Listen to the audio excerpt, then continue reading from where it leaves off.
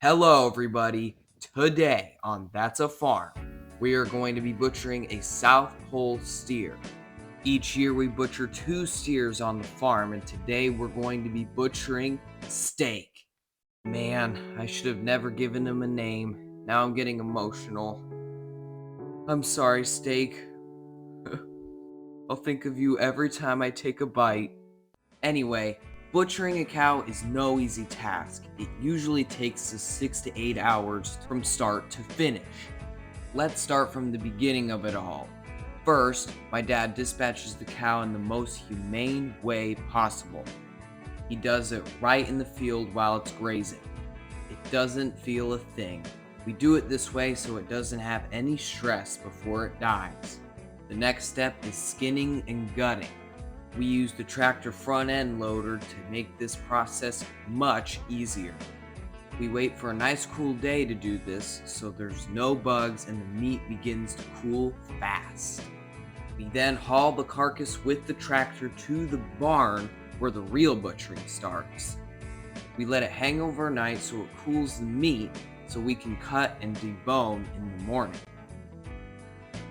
My whole family takes part in processing the beef. We started this morning at the crack of dawn and got to it. That might explain why I'm quite delirious, because I got up so early.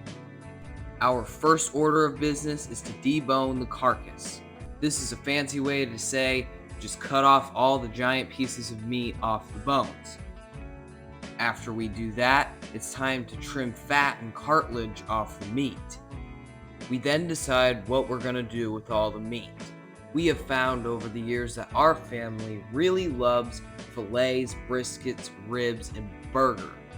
So, we usually get around 20 fillet steaks, 6 slabs of brisket, a bunch of beef short ribs, and my personal favorite, hundreds of pounds of the best burger you've ever eaten.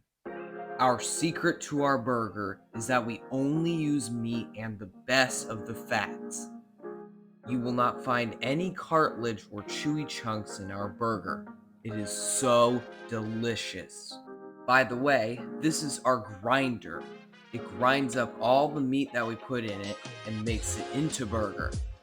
After grinding, we have to put it through the vacuum sealer. This is a machine that keeps our meat fresh. We put the burger in a plastic bag and set it in the vacuum sealer. It then seals the meat shut inside the bag. This is the same way we package the steaks, ribs, and brisket. My mom usually puts 1.5 pounds of burger in each bag. That usually works best for our family. The final steps is to put all the new meat in the freezer and then clean up. It is important, but cleaning up is my least favorite part. On a side note, we do not waste anything from our steer.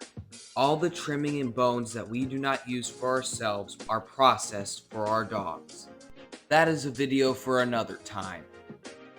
We love our dogs and we can make better dog food than you can find at any store. And if you're looking for beef, the best thing you can do is go find a local farmer and support them by buying straight from their farm.